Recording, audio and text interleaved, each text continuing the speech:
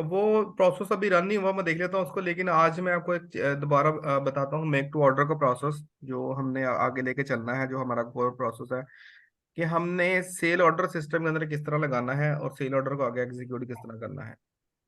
तो सबसे पहले हम जो सेल ऑर्डर लगाने का टी कोड है वो है VA01। सेल ऑर्डर लगाने के लिए हमें सबसे पहले ऑर्डर टाइप चाहिए होती है, ऑर्डर टाइप, और इसके अलावा सेल्स ऑर्गेनाइजेशन, डिस्ट्रीब्यूशन चैनल चाहिए। ये सारा एसडी वाले एसडी का मॉड्यूल है और सेल्स एंड डिस्ट्रीब्यूशन के साथ सारा काम है। हमने यहाँ पे सिर्फ सेल ऑर्डर क्रिएट करेंगे और सेल ऑर्डर क्रिएट करने के बाद हम इसको प्रोडक्शन प्लानिंग के अंदर एग्जीक्यूट करेंगे। तो सेल ऑर्डर लगाने के लिए आपको ये चार चीजें आपने लेनी है, ऑर्डर टाइप, सेल्स ऑर्गेनाइजेशन और डिस्ट्रीब्यूशन चैनल। ये लेके इसको आप करोगे एंटर।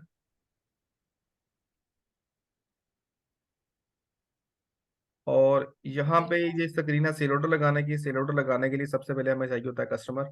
कस्टमर को यहाँ पे नंबर लेंगे कस्टमर का, कौन सा कस्टमर है, कस्टमर एक ओपन किया हुआ है, ये कस्टमर ले लेना आप।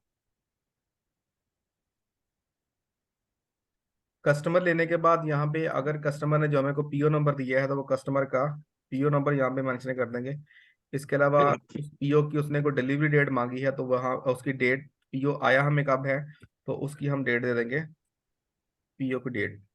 इसके अलावा यहाँ पे डिलीवरी डेट है, डिलीवरी डेट के अंदर रिक्वायर्ड डिलीवरी, डिलीवरी कब है, कस्टमर ने हमसे डिलीवरी कब मांगी है, तो ये जो डेट है ये होगी according to customer requirement. Delivering plan क्या होगा, डिलीवरिंग प्लान के अंदर हमारा जो डिलीवरिंग प्लान है हमारा प्लान आ जाएगा। और इसके अलावा यहाँ पे आ जाता है जी पेमेंट टर्म्स। पेमेंट टर्म्स के अंदर हमारी कस्टमर के साथ पेमेंट टर्म्स क्या होंगी, यहाँ पे हम पेमेंट पेमेंट टर्म्स लेंगे।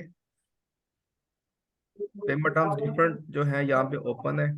अगर कोई स्पेशल पेमेंट टर्म हमें चाहिए तो वो भी हम यहाँ पे ले लेंगे। तो हम ये ले लेते हैं 30 डेज। 30 डेज पेमेंट टर्म है। पेमेंट टर्म देने के बाद यहाँ पे फिर है इको टर्म्स। इको टर्म्स के अंदर है जी हमारा कोरियन बोर्ड है, और बोर्ड हमारी कौन सी है, कराची। ठीक है। तो ये कुछ चीजें हम हेडर के अंदर देंगे सेल ऑर्डर लगाते वक्त।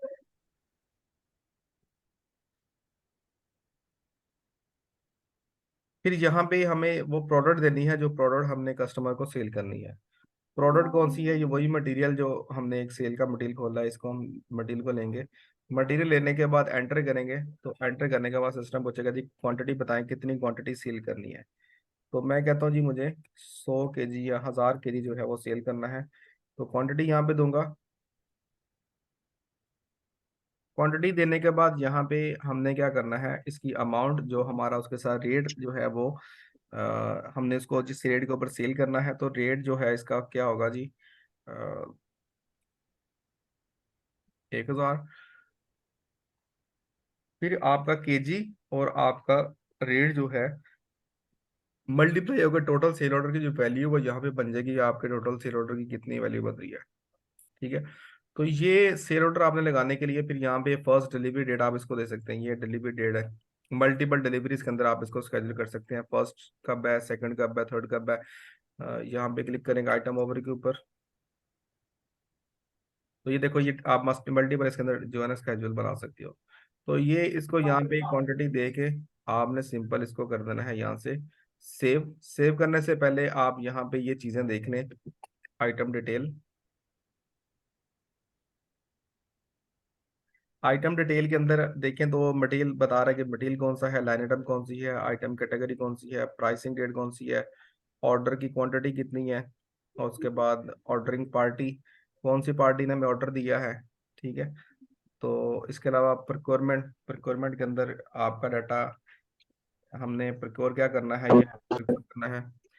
शिपिंग के अंदर अगर आप देखें तो यहाँ पे आपको आपका शिपिंग पॉइंट मिलेगा कि हमने कहाँ पे शिप करना है। नई शिपिंग का डाटा अगर सिस्टम के अंदर फीड करेंगे तो डिलीवरी ब्लॉक कौन सा है, टोटल वेट कितना है, वॉल्यूम कितना है, डिलीवरी स्टेटस क्या है।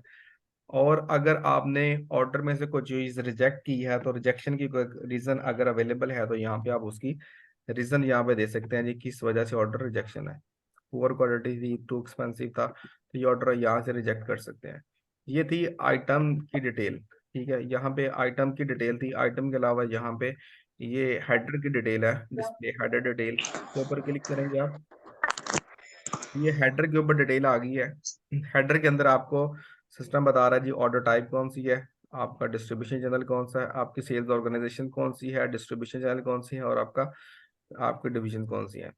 इसके अलावा क्रिएटेड बाय, कौन क्रिएट कर रहा है, किस डेट को क्रिएट कर रहा है ये, और करेंसी कौन सी है, किस करेंसी में सेल कर रहे हैं हम, प्राइसिंग डेट कौन सी डेट की हमने प्राइस जो है वो इफेक्टेड करनी है।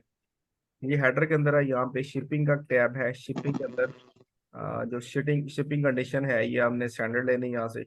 बिलिंग के अंदर जो है ये बिलिंग हमने किस तरह लेनी है, फ्री ऑन बोर्ड हमारी पेमेंट टर्म्स हैं, और पेमेंट टर्म्स ये हमने 30 day with in 30 day payment लेनी है। बिलिंग डेट, अगर कोई बिलिंग डेट है तो यहाँ पे आप देख सकते हो पेमेंट की गारंटी। ये सेल्स के पॉइंट ऑफ व्यू से जितनी भी चीजें हैं वो यहाँ पे इसके अंदर मौजूद हैं। और सेल ऑर्डर लगाते वक्त हमने ये सारी चीजें जो रिक्वायर्ड होती हैं ये सेल वाले ने यहाँ पे फिल करनी होती हैं। और सेल ऑर्डर लगने के बाद ही प्रोडक्शन प्लानिंग का काम शुरू होता है, और प्रोडक्शन प्लानिंग हमने अकॉर्डिंग टू सेल ऑर्डर किस तरह करनी है ये हम आगे देखेंगे। और यहाँ पे हम सिंपल सेल ऑर्डर हमने लिया है जी सोल्ड टू पार्टी, और इसके अलावा हमने लिया है मटेरियल, और इसमें लिए क्वांटिटी और अमाउंट देकर हम इसको सिंपल कर रहे हैं सेव।